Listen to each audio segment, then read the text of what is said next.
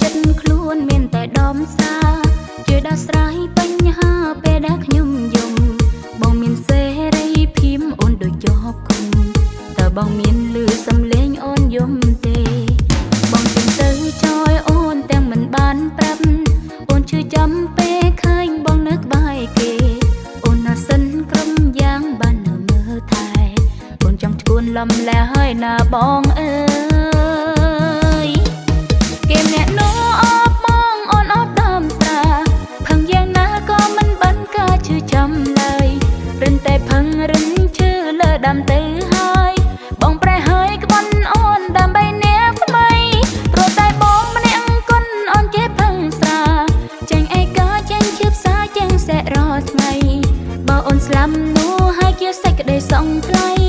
បងកុំភ័យអូនលែងរំខានបងហើយ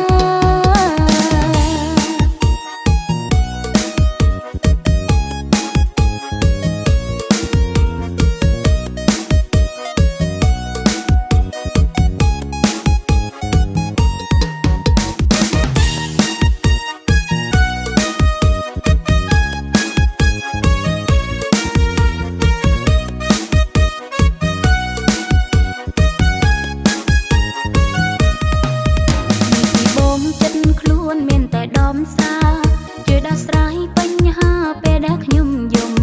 បងមានសេរីភាពអូនដូចជាប់គុំតើបងមានឮសំឡេងអូនយំទេ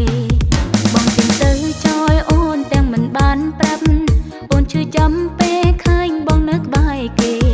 អូនណាសិនក្រុមយ៉ាងបាននៅមើលថែអូនចង់ឈួនលំលែហើយណាបងអើ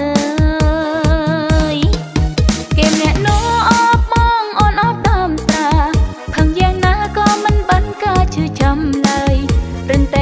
រិនឈឺលើដាំទៅហើយបងប្រែហើយក្បន់អូនដើម្បីអ្នកថ្មីព្រោះតែបងម្នាក់គុណអូនគេផឹងស្រាចេញឯកាចេញជាផ្សាចេញសេះរាល់ថ្ងៃបើអូនស្លាប់នោះហើយជាសេចក្តីសង្ឃៃបងកុំ